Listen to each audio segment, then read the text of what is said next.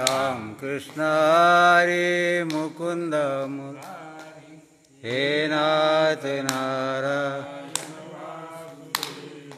राम कृष्ण हरे मुकुंद मुरारी हे नाथ नारायण हे नाथ नारायण वासुदेव राम कृष्ण हरे मुकुंद मुरारी राम कृष्ण हरे मुकुंद मुरारी राम कृष्ण हरे मुकुंद मुरारी राम कृष्ण हरे मुकुंद मुरारी राम कृष्ण हरे मुकुंद मुरारी हे नाथ नारायण वासुदेव हरि विठ्ठल ज्ञानदेव तुकाराम जनार्दन स्वामी एकनाथ मुक्ता गुरु तुकाराम महाराज की जय झेंडूजी महाराज की जय मुकुंद महाराज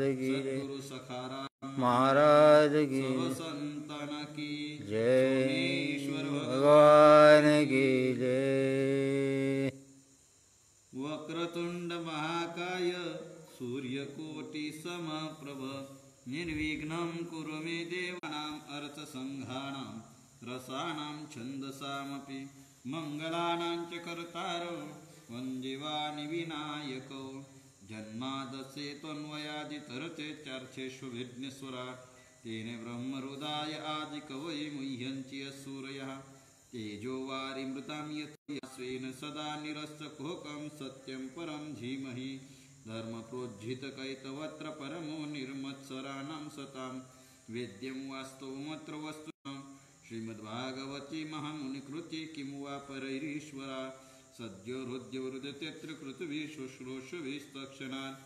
निगमकल्पतरोर्गलितं फलं शुकरसमालयं मुहुर्हुरसिका भुवि भावुक यं प्रवजन्तमनुपेतमपेतकृत्यं द्वैपायनो विरहकातराजुहाव पुत्रेति तन्मयतया तरो विनिदुस् तं सर्वभूतहृदयं मुनिमानतोऽस्मि नारायणं नमस्कृत्यं नरं नरोत्तमम् उदीरयेत् गुरुर्ब्रह्मा गुरुर्विष्णु गुरुर्देवो महेश्वर गुरुर्साक्षात् परब्रह्म तस्मै श्रीगुरुवे महायोगपीठे तटे भीमरथ्यां वरं पुण्डरीकाय दातुं मुनीन्द्रैः समागत्य तिष्ठन्तमानन्दकन्दं परब्रह्मलिङ्गं भजे पाण्डुरङ्गं मुक्ताबाई नमो त्रिभुवनपावनी आद्यत्र जननी देवांचे मस्तक हे पायावरी या वारकरी संतांच्या नका पाहू गुण दोष झालो दास पायांचा आता उपेक्षिता मज तरी हे लाज कवनासी नका पाहू गुण दोष झालो दास पायांचा तुका म्हणे भागवत केले श्रुत सकळा नका पाहू गुरुदास पायांचा सकळ विद्यांचे अधिकरण तेची वंदू श्रीचरण श्रीगुरूंचे ते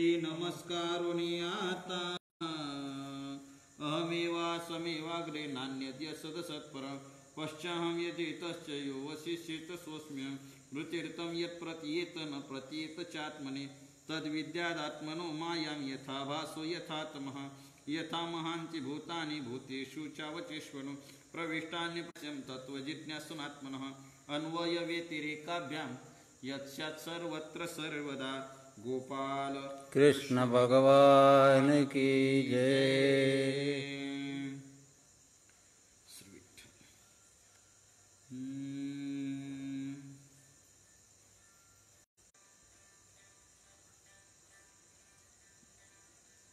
जव अर्थार्थ चोखडी गोडी तव अतिशये श्री शुकाची पडली उडी सर्वांगी चोखडी चोखिली चाखिली चवी ऐसा श्री व्यासे निज कुमर उपदेशिला शुकयोगींद्र, जो ज्ञान नरेंद्र योगियांचा, जो ब्रह्मचार्य शिरोमणी, जो योग्यांचा मुकुटमणी, सज्ञान करणी लागती ज्या चरणी लागती ज्याचे, जो शुक सुख रूपे आरूपा आला, की शांती रसाचा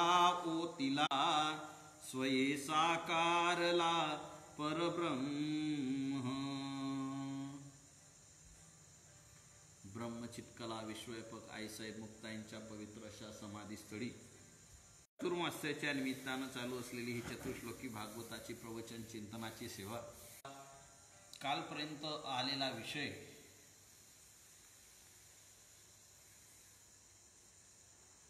व्यास महर्षी नारदांच्या उपदेशानं नारद कृपेतून पूर्वत व्यास महर्षींना नारदांच्या कृपेनं पूर्ण प्राप्त झालं. आणि त्यानंतर मग व्यास महर्षींनी नारदांच्या आग्रहाने, नारदांच्या आज्ञेने व्यास महर्षींनी चतुश्लोकी भागवतावर 6 लक्षणात्मक द्वादश स्कंदाचं भागवत रचलं, त्याचा विस्तार केला. 18,000 द्वादश कळीचा हा ग्रंथ श्रीमद भागवत महापुराण व्यास महर्षींनी रचलं. त्याचं रूपक म्हणून रूपक अलंकारातून नाथ महाराजांनी वर्णन केलं. साहित्यशास्त्रामध्ये अलंकार सांगितले. माझ्या चिंतनानुसार, अल्पशा चिंतनानुसार साहित्यशास्त्रामध्ये जवळजवळ 350च्या आसपास अलंकार सांगितले. अलंकार, उपअलंकार, त्याच्यामध्ये पोट प्रकार, परत अलंकाराचे असे अलंकार, त्याच्यामध्ये रूपक एक अलंकार आहे. उपमेय आणि उपमान सादृश्य समजून जो अलंकार असतो त्याला अशा प्रकारचा अलंकार म्हटला जातो. त्या रूपक अलंकाराच्या माध्यमातून नाथ महाराजांनी या श्रीमद भागवताचा विचार केला. जणू वटवृक्षाच्या याच्यातून वर्णन केलं. रूपक छोटस असतं, परंतु त्यातून निर्माण झालेला जो वृक्ष असतो हा केवढा असतो त्याचं मोजमाप करता येईल. विशाल वृक्ष त्याच्यातून तयार होऊ शकतो, वटवृक्ष तयार होतो. त्याप्रमाणे नारदांनी दिलेलं हे अतिशय उत्तमरित्या ते भूमीमध्ये पेरून मशागत करून त्याचं संगोपन करून तो झाड बीज, चतुश्लोकी भागवताचं बीज पडून भागवत रूपी श्रीमद महापुराण रूपी विशाल वृक्ष, त्या वृक्षाला फल लागल्यानंतर त्या रसाळ फळाचं चुंबन, त्या रसाळ फळाचा रसस्वाद, ते फळ पिकलं आहे त्यातला रसाळपणा सेवन करण्याकरता त्या झाडाच्या त्या फळी म्हणजे शुकाचार्य त्यांनी चाखलेलं हे फल आहे. म्हणून जव अर्थार्थ चोखडी गोडी, तव अतिशय अतियावडी, श्री शुकाची पडली उडी, चोखडी चाखली चवी. शुकाचार्य चाखली. तुम्ही आता म्हणाल का शुकाचार्य आले म्हणतात, तर शुकाचार्य तर जन्मल्याच आईच्या गर्भातून बाहेर आले, तसेच पडत गेले. नामदेव महाराजचे पोर एक खेळासी व्याले, ते 12 कापत बाहेर आले, ते नागवेची पळून गेले रे. अशा प्रकारचे ते लगेच पडून गेले. यम प्रवजंत मनुपेत मपेत कृत्यम द्वैपायनो विरहकातर आजुहाव, पुत्रेति तन्मयतया तरोभिनेदुस सर्वभूत हृदयम मुनिमानतोस्मी. सुतांनी आपल्या श्रीगुरूंना, शुकाचार्यांना मौजीबंधन सुद्धा झालेलं नाही, मुंज सुद्धा झाली नाही, अशा अवस्थेमध्ये जन्मल्या ते पडून गेले. परंतु जात असताना त्यांचा बोध होता तो स्वयंपूर्ण बोध होता. परिपूर्ण अशा प्रकारचा बोध त्यांना प्राप्त झालेला होता. आणि अशा प्रकारचे जे शुकाचार्य आहेत, ते शुकाचार्य जे घरातून पडून गेले होते, म्हणजे घरातून पळून गेले म्हणजे मायेच्या धाकाने पडून, संसाराच्या धाकाने पडून ते समाधी अवस्थेमध्ये राहिले. अनेक वर्ष समाधी त्यांची राहिली आणि ते आता या फळाचा आस्वाद घेण्यासाठी होऊन आले आणि त्यांचा तो अधिकार व्यास महर्षींनी ते फळ त्यांच्याकडं सुपूर्त केलं. असा विचार आपल्याला पाहायचा आहे. नारायण श्री व्यासी निज कुमर उपदेशिला योगींद्र, तो ज्ञान नरेंद्र योगियांचा. ऐसा देखोनी अधिकार, त्या शुकाचार्यांचा अधिकार पाहिला. आणि श्री व्यासी निज कुमर, हा जो आलेला फल खाण्यासाठी आलेला जो आहे हा दुसरा कोण नाही, कोण दुसरा तिसरा कोणी नाही, तर कोण आहे, माझा मुलगाच आहे. माझा मुलगा असणारा शुक आहे. शुक योगींद्र, आपला जो मुलगा आहे हा शुक, हा योगी, आणि हा योगांमध्ये श्रेष्ठ असणारा योगीराज असणारा जो ज्ञान नरेंद्र योगियांचा, जो ज्ञानामध्ये श्रेष्ठ अधिकार आहे, ज्ञानियांचा राजा आहे आणि योगियांचा सुद्धा काय आहे, शुकाचार्य. त्यांना व्यास महर्षींनी काय केलं, मुलगा म्हणून, अधिकारी म्हणून त्यांना हा अधिकार पाहिला आणि त्यांना उपदेश केला. जो ब्रह्मचार्य शिरोमणी, काय आहे याच्यामध्ये ह्या ओव्या ज्या आता शुकाचार्यांचं वर्णन करणाऱ्या जवळजवळ या 25व्या ओवीपासून तर पुढे 20-21 ओव्यामध्ये आता नाथ महाराज शुकाचार्यांचं यथार्थ वर्णन करत आहेत. यथार्थ वर्णन करत आहेत.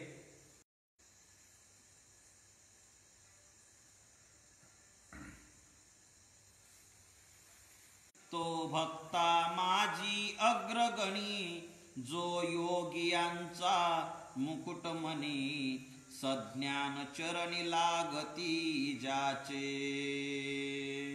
शुकाचार्यांचं वर्णन असताना नाथ महाराजांचा जो ब्रह्मचर्य शिरोमणी, ब्रह्मचर्य ज्यांचं आहे, नाथ महाराजांनी भागवतात, एकनाथी भागवतात सुद्धा वर्णन करत असताना नाथ महाराज सांगितलं, जो योगियांचा शिरोमणी, जो ज्ञानियांचा शिरोमणी, तो ब्रह्मचार्या मुकुटमणी, तो सिद्धास निवंदिजे.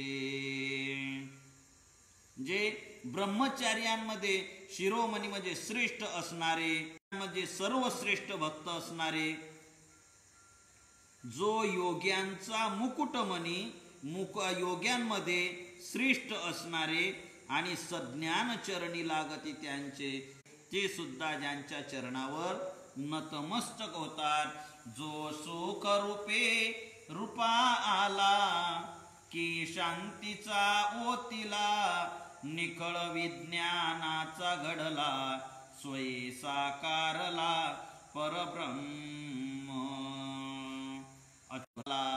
अतिशय सुखरूप असणारे शुकाचार्य, तेच ते सुखच या शुकाचार्यांच्या रूपाने काय आले की शांतिरसाचा ओतला.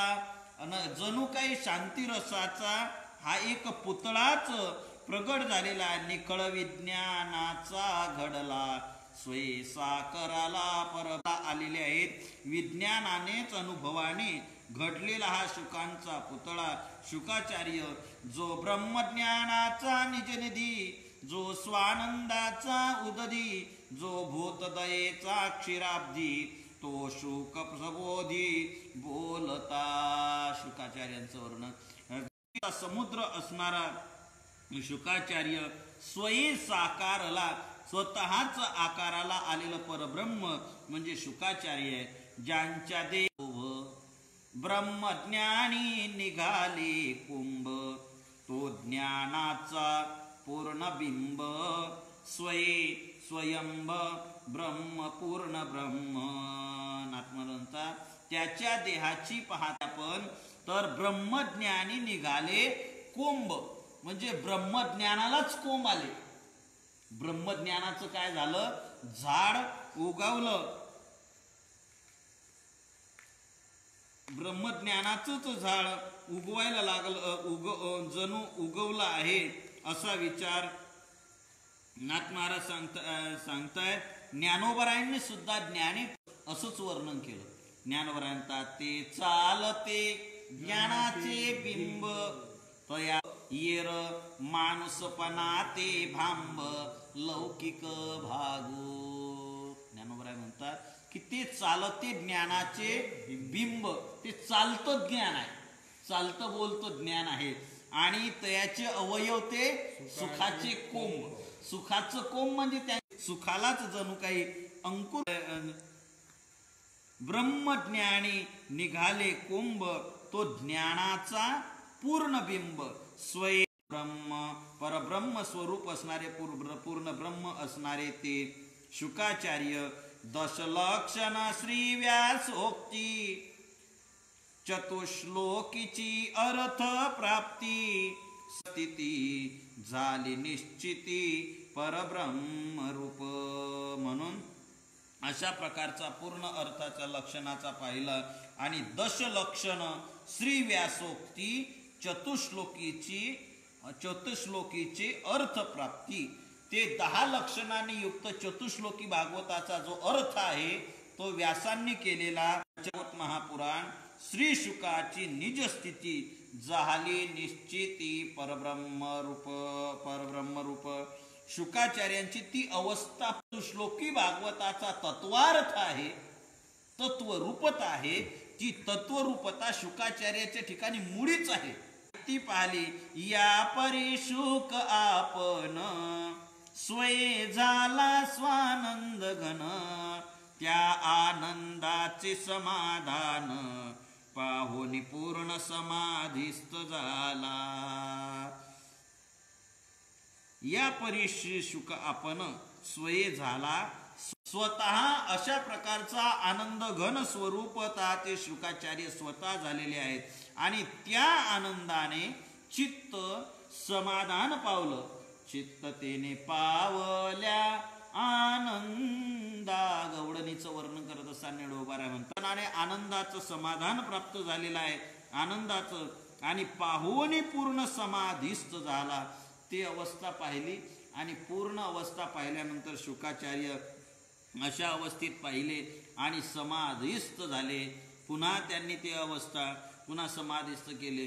नाही वृत्ती धारणा आपे आप सहजे जाणा, समाधी आली समाधाना सुखरूपे पूर्णार्णव बोध झाला. नाथ महाराज म्हणतात नाही वृत्ती धैर्य धारणा. त्या समाधानाला पाहिलं, त्या आनंदाला पाहिलं आणि आनंदाला पाहिल्याबरोबर करण्याचं धैर्य सुद्धा राहिलं नाही. आपोआप सहज जाणार, सहज समाधी लागली. समाधी कुठली लागली? सहज समाधी लागली की त्या समाधीला सुद्धा समाधान प्राप्त झालं. म्हणजे समाधानाची शेवटची अवस्था समाधी आहे. पण पाहून एवढा आनंद, एवढी अवस्था त्यांना प्राप्त झाली आणि सुख रूपे पूर्णावबोध झाला. त्या सुखाला सुखरूपाने पूर्ण स्वरूपाचा, पूर्ण बोधाचा, पूर्ण स्वरूपाचा बोध शुकाचार्यांना झाला. समाधी आणि उत्थान दोही अवस्था गिळून जाण, शुक आपण बोध पावे. समाधीमध्ये काही प्रकार आहे. समाधीमध्ये सविकल्प समाधी आणि निर्विकल्प समाधी. त्याच्यामध्ये ही निर्विकल्प समाधी आहे, परंतु त्याच्यामध्ये सुद्धा उत्थान, काही काळ समाधीत असतात आणि काही काळ व्युत्थान अवस्थेमध्ये असतात. तर अशी अवस्था आता यांच्याकडे समाधी राहिली नाही आणि व्युत्थान सुद्धा राहिलेलं नाही. समाधी आणि व्युत्थान या दोन्ही अवस्था यांनी गिळून घेतल्या. या दोन्ही अवस्थांना काय केलं? गिळून घेतलं. आणि त्याच्यामुळं आता स्वयंबोधामध्ये शुकाचार्य राहिले. ही अशी अवस्था याच्याकडे नाथ महाराजांनी एकनाथी भागवताच्या 13व्या अध्यायामध्ये विचार केला. या लागी समाधी आणि उत्थान दोन्ही घडे जाण परिपूर्णासी लक्षण ते कैसे असा विचार सांगितला. ते परिपूर्णाला ते लक्षण लागत नाही याचा विचार आपल्याला पुढे महाराजांनी विस्तार केला. त्या अगोदर नाथ महाराज म्हणतात की अशी परिपूर्ण अवस्था प्राप्त झाली की जे अवस्था प्राप्त झालेली आहे की ते समाधीचा अवबोध शुकासौकी प्रसिद्ध दशशास्त्र शाब्द पुराण गणना. शुकाचार्य फक्त अर्ध निमिषभर समाधीतून उत्थानाला आले. निमिषार्ध अवस्थेमध्ये शुकासी वाटे निमिषार्ध ते समाधीचा अवबोध. तो समाधी शुकाचार्यांना एवढा समाधी पूर्ण अवस्थेचा समाधी लागला. तो कसा निमिषार्धाचा लागला. किती वाटलं? निमिषार्ध वाटलं त्यांना फक्त समाधी. किती काळ खाल्ली समाधी घेतली असं वर्णन आहे त्यांचं. म्हणजे पुराणामध्ये त्याचं वर्णन असं आहे. 10 सहस्राब्द पुराण गणा. पुराणामध्ये सांगितलं की 10,000 वर्षे. किती? 10,000 वर्ष शुकाचार्यांची समाधी होती. ती पूर्ण बोधाची समाधी. त्यांना किती समाधी त्यांना निमिषार्धासारखा वाटायला लागला. आपल्याला नुसतं 2 तास झोपलो तो बापा किती तास झोपलो आपण वाटतं. आणि ते त्यांना निमिषार्ध वाटला. 10 सहस्र वर्षे पर्यंत श्री शुक होता समाधिस्थ ऐसी महापुराणे गरजत शुकासी वाटत. यांना फक्त निमिषार्धच वाटत होता. महापुराणांनी त्यांच्या समाधीचं वर्णन केलं की 10,000 वर्षापर्यंत त्यांचा समाधी होता. परंतु ते एक क्षणभर निमिषभर मानत होते. या लागी स्वरूपी मुख्य काळची तेत नाही काळ गणना ते ठाई ठसाविना. या लागी स्वरूपी निर्वाही या करता ते स्वरूपामध्येच आपलं जीवन काय करत होते घालवत. स्वरूप अवस्थेमध्येच आपलं जीवन घालवत होते की ज्या ठिकाणी सर्वथा जाऊ शकत नाही. स्वरूप अवस्थेमध्ये मुख्य काळच जिथं नाही. मुख्य मूळ जो काळ आहे तो काळच तिथं नाही. तर काळ गणना ते ठाई ठसावे कोणा. काळच नाही ना. एकदा समाधी लागली का तिथं काळाचं काही नाही. आणि म्हणून ज्यांनी केली तापी मातेच्या काठावर चांगदेव महाराजांनी 1400 वर्ष जिवंत राहिले. किती? 1400 वर्ष म्हणजे 14 वेळा काळाला परत पाठवलं. 14 वेळा. का? कसे का पाठवलं? तर ज्यावेळेस काळ घ्यायला यायचा त्या अगोदर समाधी लावायचा. आणि समाधी लावला की वेळ टळली. मध्ये काळ नाही त्याच्या संबंधच नाही. मुक्ताई तर ठामपणे म्हणतात. सांगा हरिपाठातलं प्रमाण म्हणता काय मुक्ताईच्या? आम्हा काळ तेथे कैसा. सांगा मुक्ताईच्या ज्याला आठवत असलं तर सांगा. आहे पुढे अजून उभे आहेत तोपर्यंत आठवून ठेवा. अजून याच्या काळ गणना ते स्वरूप निर्वाही काळ गणना ते ठाई ठसावे कोणा. म्हणजे तिथपर्यंत काळ जाऊ शकत नाही. तर ते काळच समाधी अवस्थेमध्ये राहत नाही. काळच नाही तिथं. तर काळाची गणना जो त्या अवस्थेमध्ये गेला त्याला त्याचं भानच नाही. वेळच नाही. त्याला दुसरं काहीच नाही. त्या अवस्थेमध्ये ती अवस्था म्हणजे एक अलौकिक अवस्था आहे. लव निमिष मिळे लव निमिष पडे पड. आता आठवून ठेवा. लव निमिष पडे पड साधो काळ हे माया मय मृगजळ.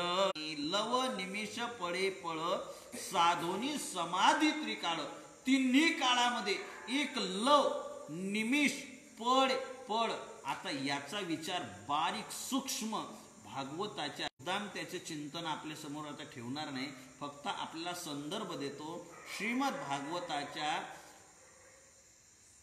तृतीय स्कंद आणि चतुर्थ स्कंदामध्ये थोडा विचार अजून काळ गणना आली. माफ करा, पंचम स्कंदामध्ये सुद्धा काळ गणना आली याची.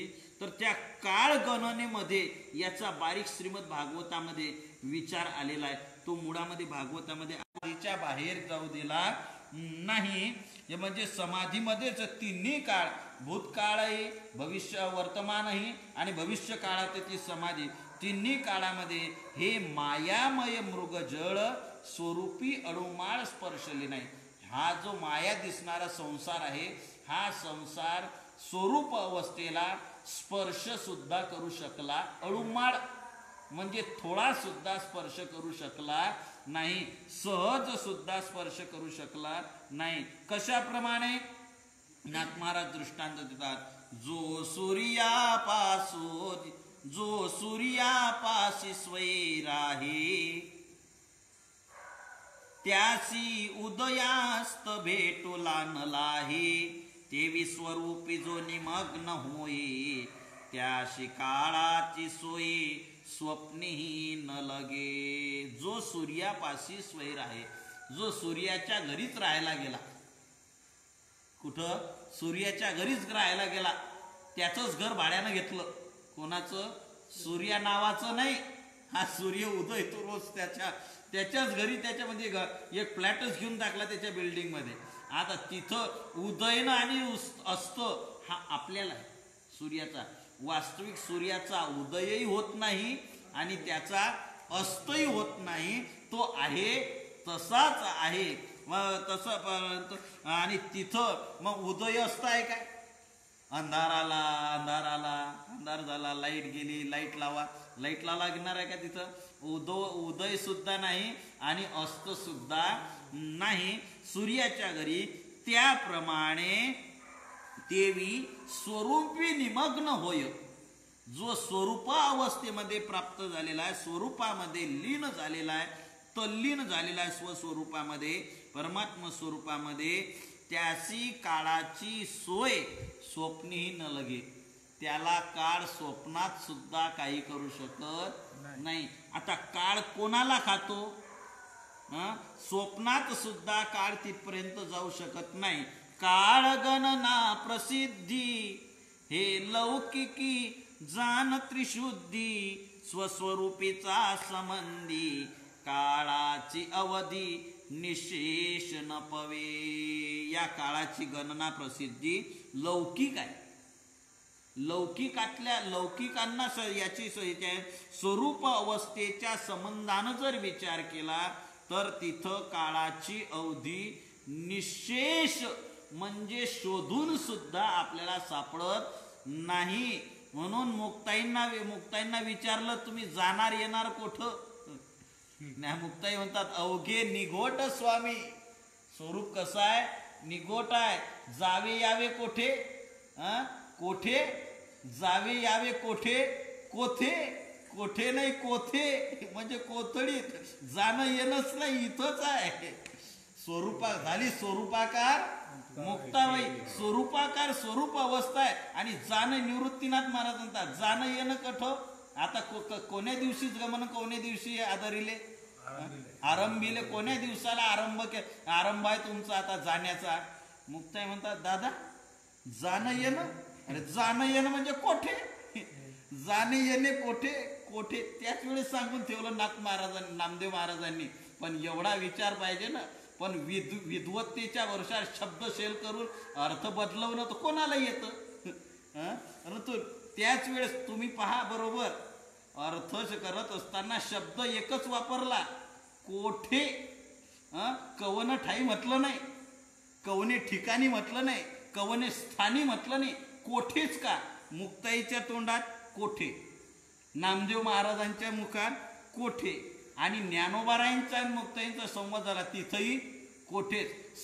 5 ते 6 वेळा कोठे शब्दाचाच उपयोग. स्थान नाही, ठिकाण नाही, हे नाही, कोठे. कारण कोठे नाही, ते कोठे म्हणजे कोथळी. हेच ठिकाण, स्वरूप हेच ठिकाण आहे. आता इथून कुठं जाणं नाही, इथून येणं नाही आणि इथं जाणं नाही.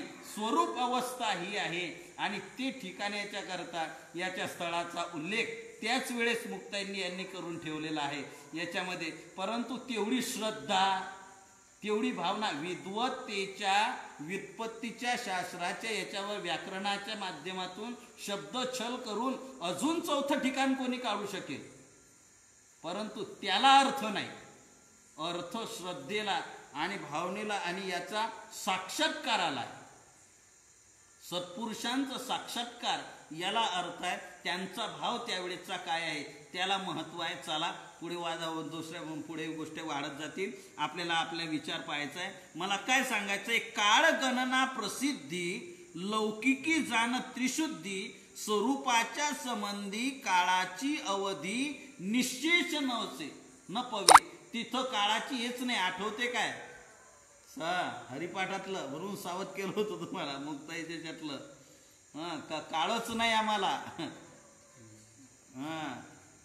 पहा तुम्हाला जमणार जमलंच असलं तर अजून पुढे 2 हे आहे, अजून पुढे 2 ओव्या आहेत बरं का. त्याच अर्थाच्या काळ म्हणजे स्वस्वरूपाच्या दृष्टीने जर विचार केला तर त्या स्वस्वरूपामध्ये काळ तिथं प्रवेश करू शकत नाही. येणं जाणं काळाचं तिजत नाही. मग हा काळ घालतो कोणावर? हा काळ त्या ठिकाणी घालतो जिथं आकार आहे, जिथं रूप आहे, जिथं आकार आहे, जिथं नाम आहे, जिथं संबंध आहे, जिथं भेद आहे, अशा ठिकाणी हा काळाचा घाला आहे. म्हणून नाथ महाराज सांगतात, जे जे आकारासी आले ते ते जाण काळे ग्रासिले, काळासी जाने सबाह्य व्यापिले, तेथे काळाचेही गेले काळत्व सगळे. नाथ महाराज म्हणतात की ती अशी अवस्था प्राप्त झाली, जे जे आकारासी आले, जे जे आकाराला आलं ते ते काळेची गेले, ते ते जाण काळे ग्रासिले. काळे ग्रासिले म्हणजे गोरे राहू दिले काय नाही. नाथ महाराज काळे काळे अवघे सरे, काळानं सर्व संपून जातं. कोणतं? पाहे पा केवढा पसरलासे चवळा, करोने माझी वळा, आकार गज. ज्ञानवर म्हणतात पाय पसरलासे केवढा, करोने माझी वळा, आकार गज. जो आकाराला आला तोच काळ ग्रासते आणि जो निर्विकार आहे, निराकार आहे, त्याला काळ काही करू शकत नाही. स्वरूप अवस्था जी आहे ती काळाचेही गेले काळत्व तेथे, काळासी जाने सबाह्य व्यापिले. त्या काळाला सुद्धा या स्वरूप अवस्थेनं व्यापून टाकलं. त्याला जर व्यापून टाकलं तर आता काळ त्याला काय करणार आहे? काळ बंदिस्त झाला. म्हणून काळ गुलाम करी सलाम, तुक या घरी राबतो. तुकवर म्हणतात आपल्या घरी तर तो आपल्या घरी झाडलोट करायला आपण सांगलं तर तो करणार आहे. आपल्या घरी तर राबणार आहे. तो गडी हात खेळगडी आपला, तो आपल्या घरी काम करणारा कोण आहे? तो मजुरासारखा आहे.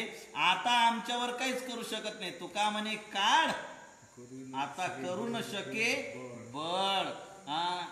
आता काळ आम्हाला जगा काळ खाय, आम्ही माथा दिला पाय. मग आमच्यावर त्याचं काळाचं चालू शकत नाही. काळ आम्हाला काहीच करू शकत नाही. हे अवस्था अशा प्रकारची अवस्था प्राप्त झाली. ज्याशी काळाशी ज्याने सबाह्य व्यापिले, ते स्वरूपी निज निर्वाही, शुक समाधिस्थ झाला पायी. मा काळ गणनाचे ठाई, कैसी काही सांगावी पार. अशा त्या स्वरूपामध्ये शुकाचार्य निज निर्वाही, त्यामध्ये जीवन जगत आहेत, निर्वाह चालू आहे, शुक समाधिस्थ झाला पाहिजे.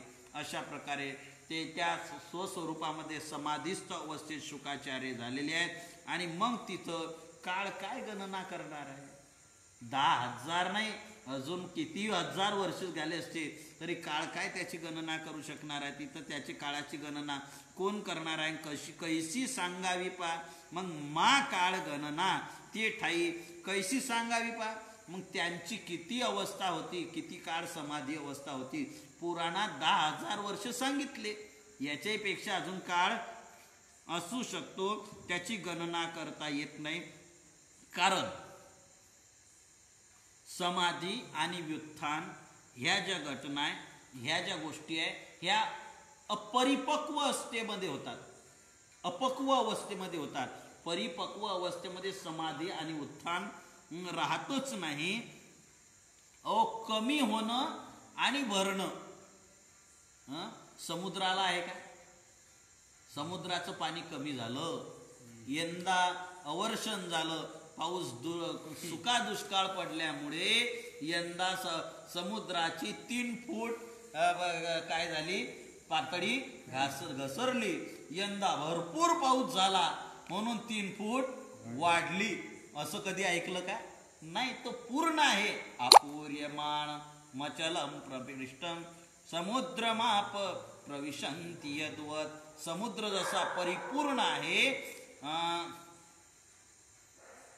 ग्रीष्माकाळी सरिता शोषून जाते, पण परी न्यून नाही. समुद्र जसा ज्ञानोबा म्हणतात न्यून नाही, तसा समुद्र कमी होत नाही. वर्षाकाळी सरिता चढू लागे, पण सुद्धा किती पाऊस पडला तरी तो वाढत सुद्धा नाही. असा परिपूर्ण अवस्थेत तशी समाधी अवस्था आणि व्युत्थान अवस्था ही अपक्वस अवस्थेमध्ये आहे. नाथ महाराज सांगतात या लागे समाधी आणि उत्थान हे अपक्वासी घडे जाण. पूर्णाच्या अंगालक्षण अनुप्रमाण असे चिना. जी पूर्ण अवस्था झालेली आहे त्या पूर्ण अवस्थेमध्ये या उत्थान, समाधी आणि उत्थान ही अवस्था लागूच शकत नाही.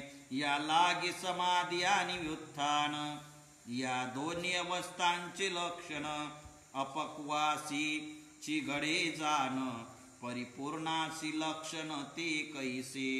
नाथ महाराजांनी 13व्या अध्यायात एकनाथी भागवतात सांगितलं, स्वस्वरूपा वेगळे काही एक पूर्णासी उरले नाही देख. समाधी व्युत्थानाचे मुख त्या सन्मुख येऊ लाजे. पूर्ण अवस्था जर प्राप्त झाली तर तिथं स्वरूपापेक्षा दुसरं काहीच नसल्यामुळे व्युत्थान हे पूर्णाशी उरले नाही देख आणि समाधी व्युत्थानाचे मुख त्या सन्मुख येऊ लागे. समाधी आणि व्युत्थान हे पूर्ण अवस्थेजोड यायलाच लाजत. ज्याप्रमाणे या लागी समाधी आणि व्युत्थान विधी तातस्ते सहित निरवधी गिळोने प्रारब्ध स्वयी झाली स्वैर समाधी पूर्ण निजपदी विलसता.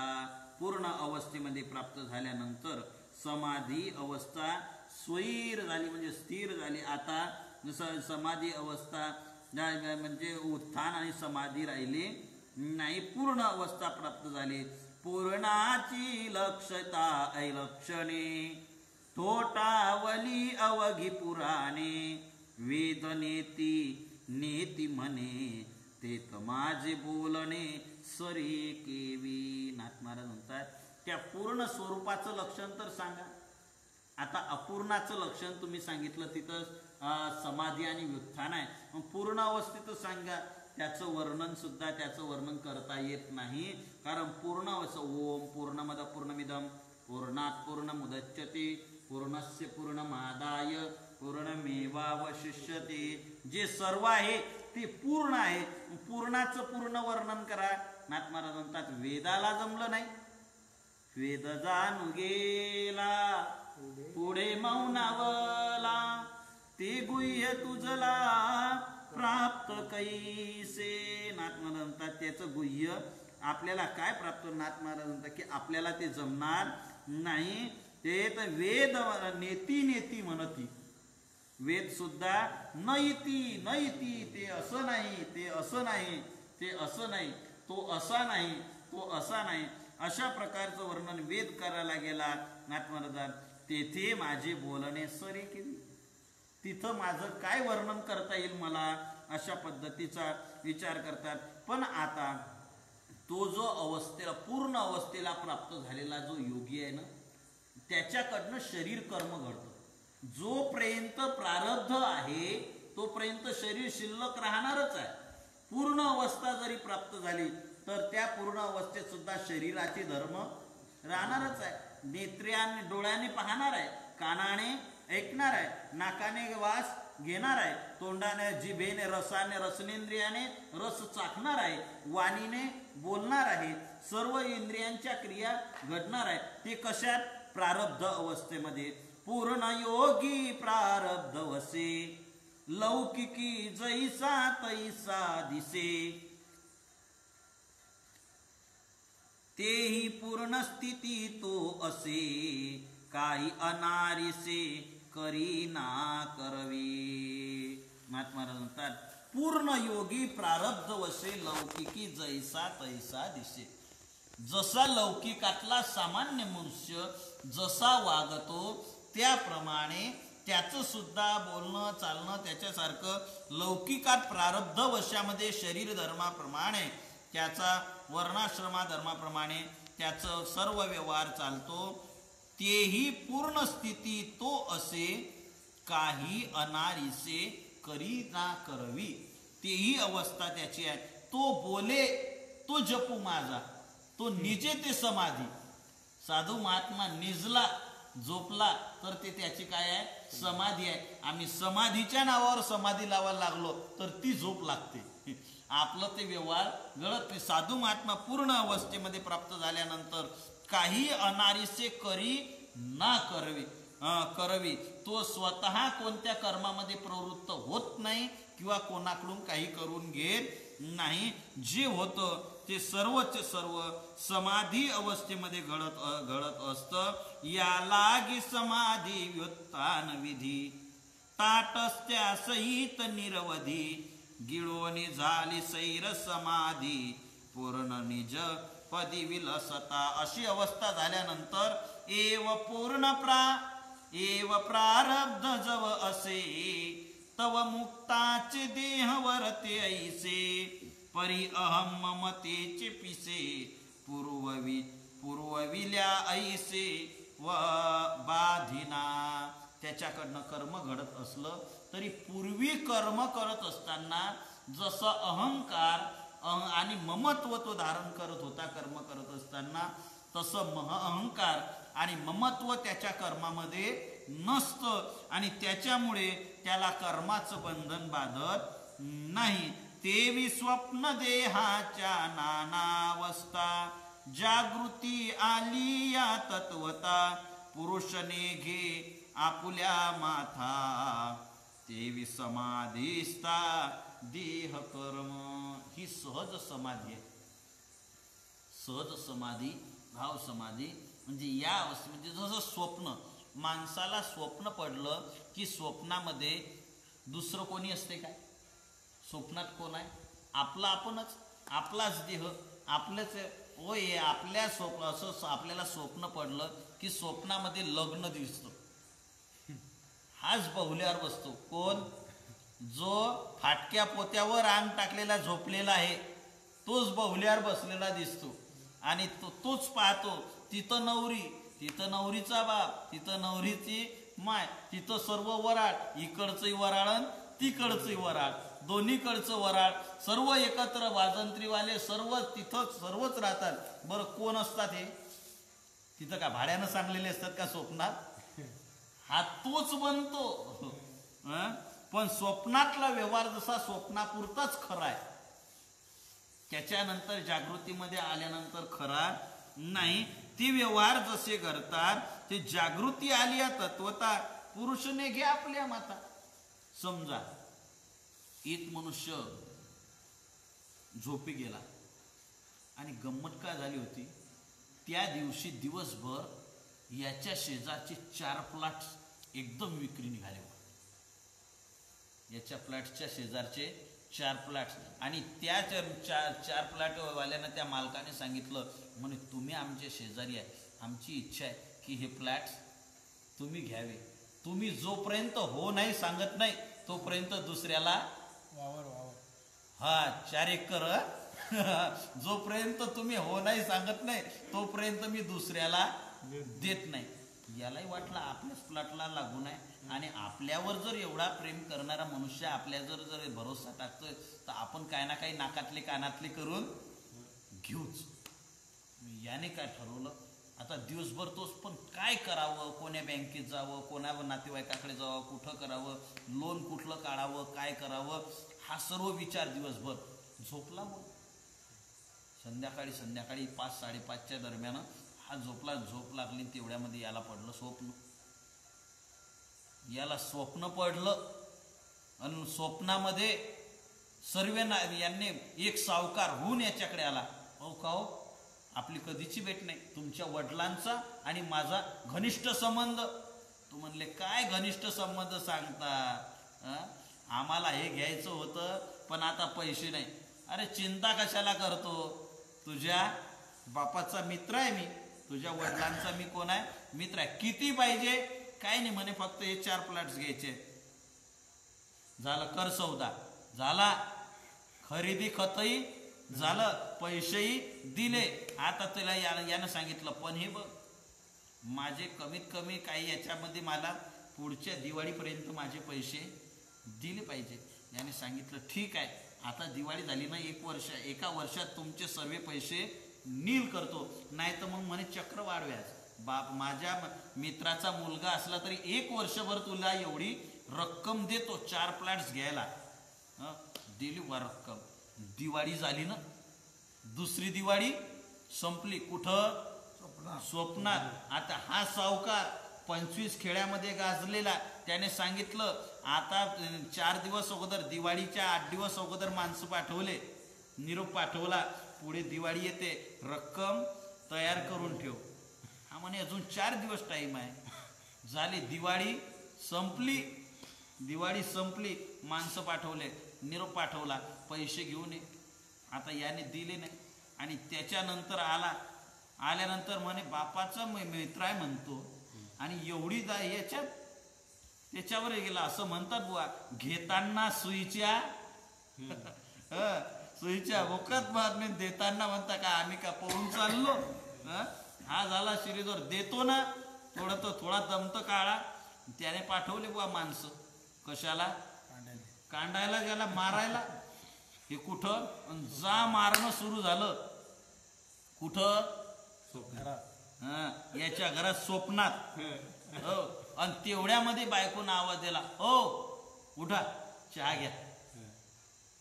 उठला आणि उठल्यानंतर आता तुम्ही सांगा, स्वप्नामध्ये यानं कर्ज घेतलं, फ्लॅट्स घेतले, खरेदी खत झाले आता, आणि मारही खाल्ला. कुठं, स्वप्नात.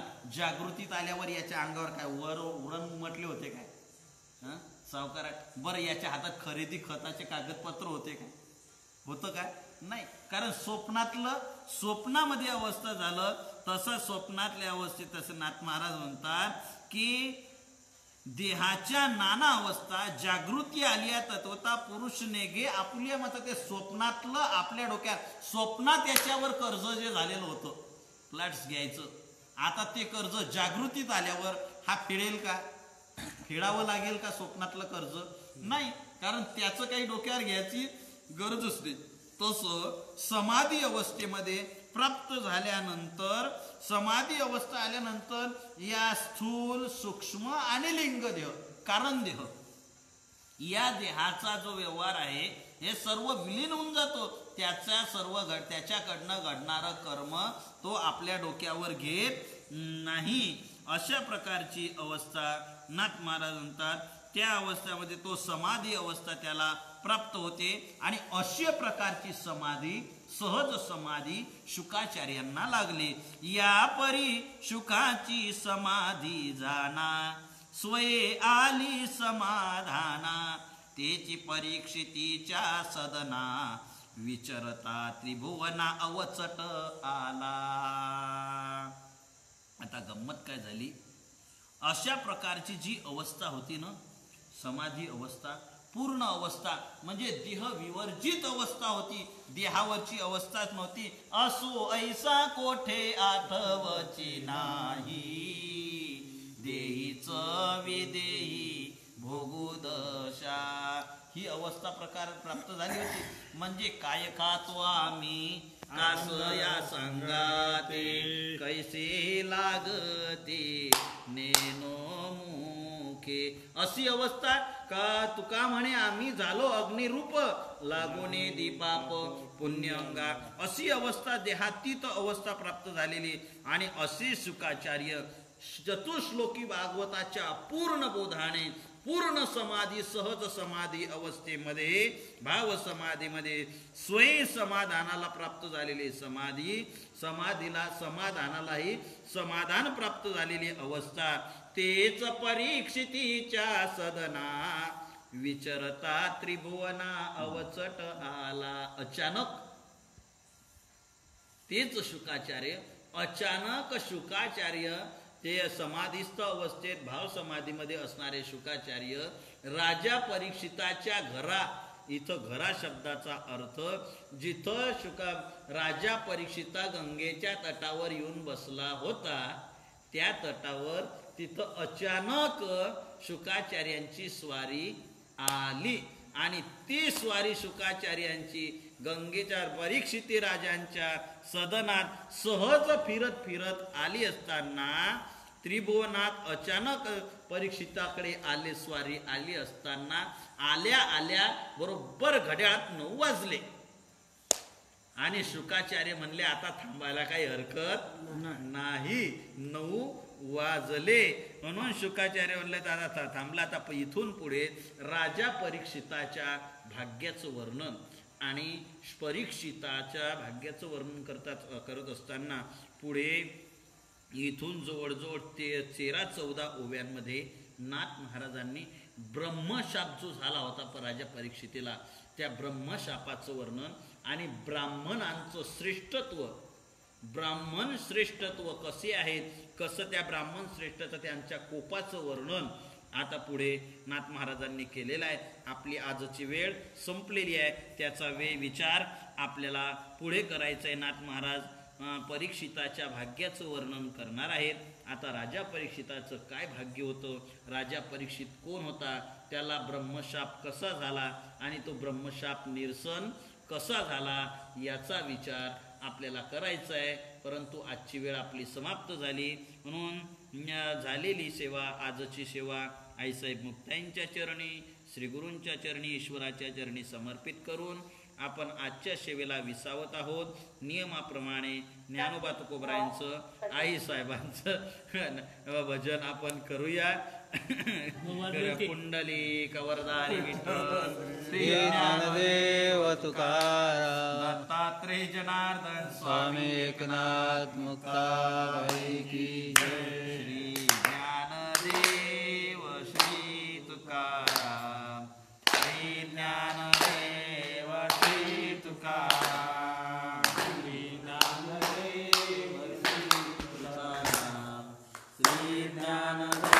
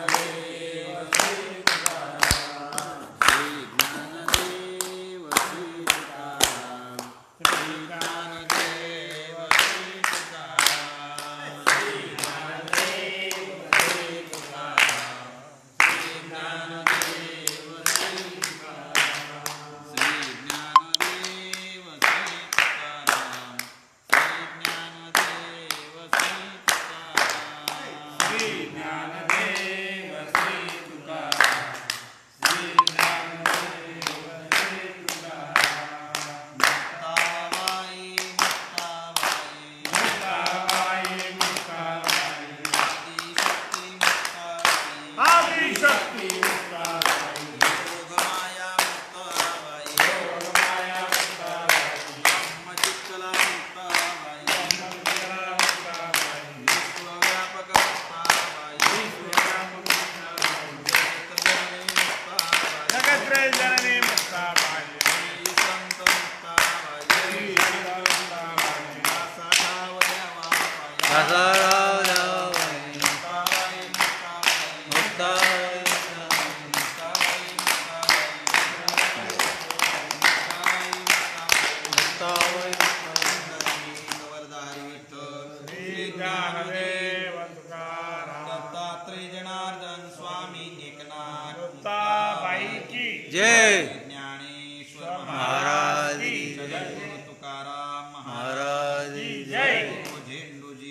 महाराज की जय, मुकुंद महाराज की जय, सखाराम महाराज की जय, संतन की जय, सोमेश्वर भगवान